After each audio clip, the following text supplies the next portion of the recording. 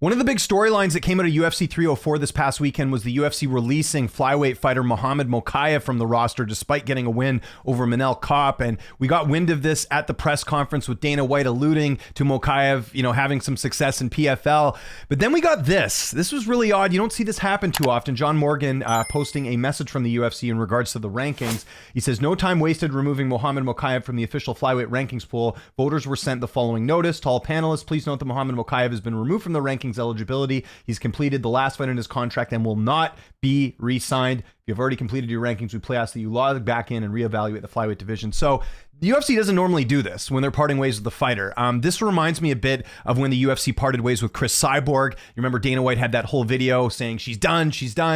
We're out of the Cyborg business or whatever he said. I don't have the video handy, but this really shows that they don't like Muhammad Mokaev for a variety of reasons. Now, what we're going to talk about in today's video is the UFC justified in doing this? Do they have a case here? Let's go look over some of the things that we know about Muhammad Mokaev on the surface. So one of the things that we know is that, Muhammad Mokaev, they didn't really like his fight style. Was something that we heard. He's 12-0, he's undefeated, but maybe not liking the way that he's fighting. And he even says this here where he says, they don't want to see me keep shooting and taking somebody down. There was another quote he had here as well from UFC 304, basically alluding to the fact, kind of what happened to Colby Covington a couple years ago. Remember the UFC went to him and said, look, man, we're not going to bring you back if you keep fighting like this. And I guess with Colby, he turned it into a character and, did change his style a little bit. I know people still consider Colby very boring. I don't think the Usman fights were very boring personally, but Colby did have to change his style a bit and become a bit of a character. With Mokaev, it seems like, his style was not to their liking. But I think this is unfair in my opinion, because while some people don't like him shooting for takedowns, of his 7 fights in the UFC, he finished 4 of his opponents. That's more than half. And some of the guys that he didn't finish, like, for example, Alex Perez or Manel Kape, these are guys that are fairly tough to take out as far as looking at their careers. And even like a Charles Johnson, I don't think Johnson has ever even been finished in the UFC, if I'm not mistaken.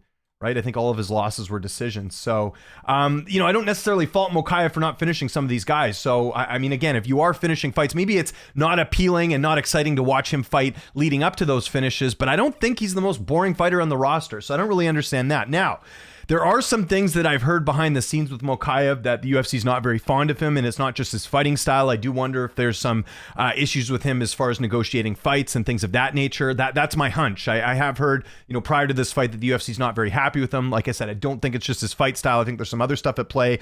You see how he is on Twitter. Sometimes he gets very upset at certain people, and I don't know. I'm taking a guess here. I'm just wondering how he might be to deal with behind the scenes. We're trying to figure this out because honestly, on the surface, this doesn't make a ton of sense. The UFC just releasing someone like him who is 23 years old, who is undefeated, and he's in a division, if we look at the rankings right now at flyweight, that doesn't have a lot of star power. Right? It's actually a bit of a changing of the guard since Davis Figueiredo left. They're trying to build up new contenders. Would you not? I mean, even with his style, do you not think that's someone you would want in the roster, considering his age and also considering the fact they go to the Middle East a lot, right? I mean, we've seen them go a couple times at the time of recording this. They're going to be going to Abu Dhabi this weekend. Why not keep him around for those cards? I mean, the UFC might not like his style. The fans might not like his style, but there will be Muslim fans that want to watch him fight in the Middle East. I think that would be a good chip for the UFC if they need someone to fight on those cards. So from that perspective, that doesn't really make a ton of sense at all too. Another thing I don't think a lot of people are aware of, and this is something I've heard behind the scenes, and from some fairly reliable, I shouldn't say fairly, some very reliable sources, was that when Muhammad Mokaev signed from the UFC, if you remember, he was the champion over in Brave CF. I heard the UFC actually had to pay to get him out of his contract. So I wonder if they paid all this money to bring him out of his contract. Not very ideal. Most fighters just get signed to the UFC. There's no red tape as far as bringing them over. So I think, maybe they pay this money. This was a couple of years ago, and then they were expecting him to be this, more of an exciting fighter. And so I guess from the UFC's end, they found that maybe he didn't live up to his end of the bargain, right? So I'm just wondering if that's maybe another reason why the UFC was not happy about that. And then the other thing we got to talk about, and I kind of showed it to you already here, the sucker punch of Manel Kape leading into this fight, right? That's not a good look. If you already know you're on thin ice with the UFC, why would you do something like that? I know, again, he's talking about how Kape was bullying him and all this different stuff, I guess, from past situations that have occurred.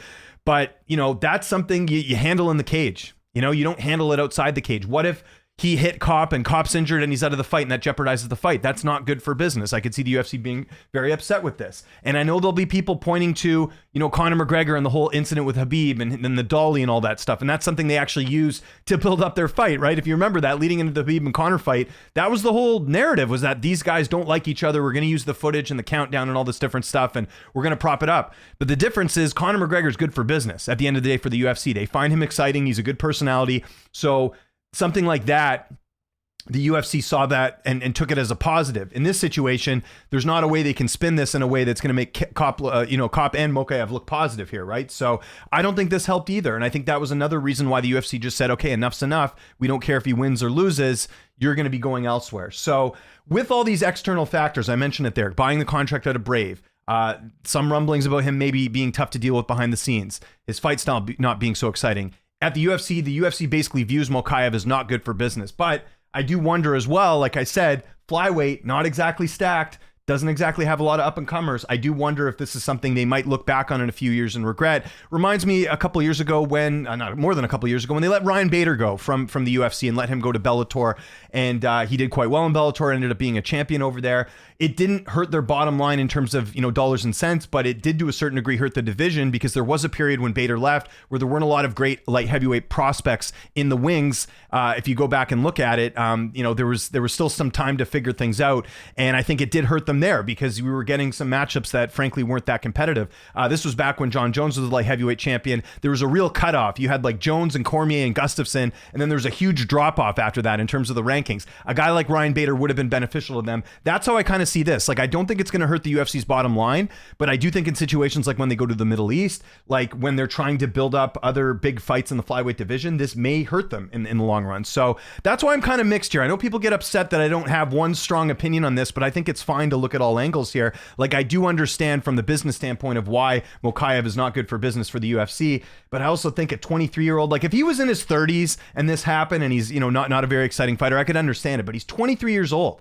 There's potential for him to change his style or change the way that he fights to be more appealing to UFC fans. But I just think this was a perfect storm in the worst way possible of the sucker punch, the fight not going the way people wanted, his fight style, all this different stuff that has sort of made him expendable. And I really don't know where Mokaev's going to go from here because PFL does not have a flyweight division. They don't really have a bantamweight division either. Bellator does, but is Mokaev going to want to fight at bantamweight? He's probably going to want to fight in his better weight class of flyweight. So he doesn't have a lot of options going forward. He might end up having to go back to Brave or some other organization in Europe because I just don't know if there's going to be a demand. The UFC is really the premier organization for the flyweight fighters. So that's kind of how I look at this and kind of think like, where is Mokaev going to go from here? So again, I think the UFC views this as him not being good for business, but I do think to a certain degree this will hurt the UFC as far as their flyweight division because they just don't have a lot of talent.